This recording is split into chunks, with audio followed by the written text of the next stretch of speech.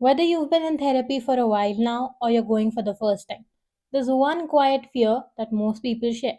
What if I don't know what good therapy is supposed to feel like? If you're new to therapy, you might walk out of a session feeling confused and unsettled and think this is just how therapy is supposed to feel like. And if you've already been going for a while now, you might feel something's off but shrug it off thinking that the professional, they know better. And instead of trusting that uneasy gut feeling, you start doubting yourself instead. Which is why in today's episode of Unpacking Therapy, we're decoding the difference between healthy discomfort and unhealthy therapy. Because while therapy can be challenging, it should never feel unsafe, shaming, or confusing in the wrong way. Hi, I'm Kuhu, a counselor with a master's in psychology. And in Unpacking Therapy, we are translating the world of psychology and mental health into simple language. No jargon, no judgment, simply answering your questions about therapy so it doesn't feel so daunting. Red flags in therapy can be subtle, especially if this is your first time in therapy, but they matter. So, red flag number one, the session becomes more about them than you. If your therapist spends a lot of time talking about their life, their opinions, their experiences, something might be wrong. In therapy, the therapist is supposed to be talking less than you are, almost 70-20. You talk for 70% of the time while the therapist talks for 20% of the time. Red flag number two, they force their belief systems onto you. This could be religious, spiritual, cultural, or personal beliefs. A therapist's job isn't to push you towards their or anyone's values. Their job is to meet you where you are in your journey and help you make sense of your world. Red flag number three, excessive advice giving. If therapy feels like being handed instructions like you should do this, you must do that, this is the only right choice, that's not therapy. Therapy is meant to help you find your own answers. The therapist is supposed to guide, help you reflect, and nudge you in the right direction so that you can find your own answers, not to give you advice.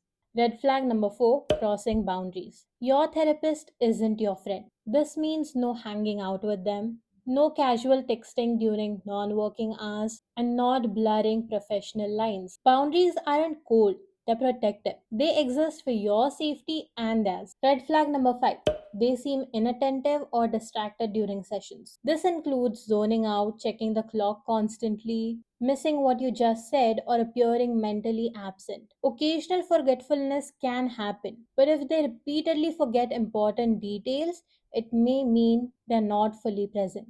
Red flag number six, they blame you. This could come across in statements like, if you would just do what I say, you're not trying hard enough, or this is your fault. Therapy should never feel like being scolded. Red flag number seven, unrealistic promises. This includes anyone claiming they can fix you in 3 sessions, they can cure your anxiety in 5 days, and so on. This is oversimplifying mental health. Healing isn't instant and healing isn't linear. An ethical therapist would never make such guarantees. Red flag number eight, judgment or minimization. This could include comments like, this incident wasn't bad enough to cause trauma, or you're fine, or others have it so much worse, you're doing okay.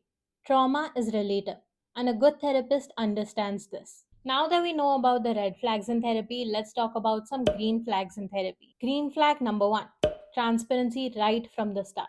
A good therapist will always start the first session by one, going over their qualifications, two, even if you've gone over and signed the consent and confidentiality form, the therapist would still go over the points with you once and address any questions you might have.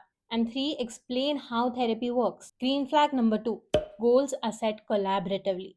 Early on in therapy, a good therapist would discuss with you what you want help with, what progress might look like for you, and together you track it. Say someone goes to therapy because they're feeling very anxious. A therapist wouldn't simply say, okay, here's an activity or here's a breathing technique. Try doing this every time you feel anxious and you'll be fine.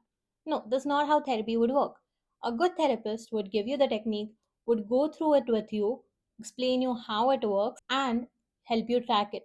They would ask you to practice this in your life between 2 sessions and then come back and report how it feels, if it's really helping you.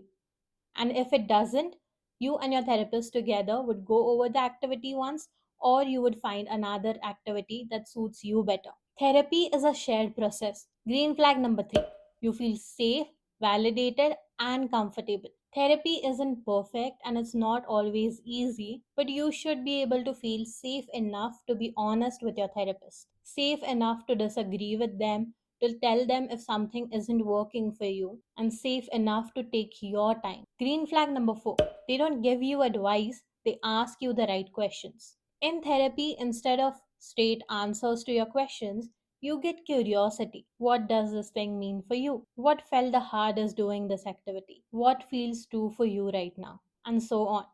They ask you questions that help you arrive at your answers. Green flag number 5, they can take feedback. If you go and say, this technique doesn't seem to be working for me, or this thing doesn't seem to be helping me, they don't get defensive. A good therapist will listen, reflect, and problem solve with you. Here's something really important to understand: a therapist can be good, ethical, well qualified, and still not be the right fit for you. Because not all therapists are the same. They have different personalities, different training styles, and different therapeutic approaches. And just like doctors, sometimes it takes time to find the right one for you. You might meet a therapist who does everything right on paper, but the approach simply doesn't click for you. The way they work doesn't match what you need right now, or the approach they use simply doesn't feel helpful for you. And this doesn't mean you or they have done anything wrong. You can always talk to your therapist about your concerns, and a good therapist will welcome this conversation. Therapy is about finding the space where you feel safe, understood, comfortable, and are able to grow.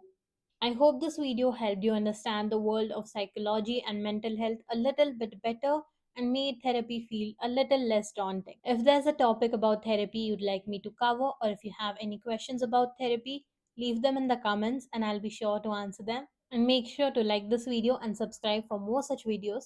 And if you like this video, I think you'll like these two as well.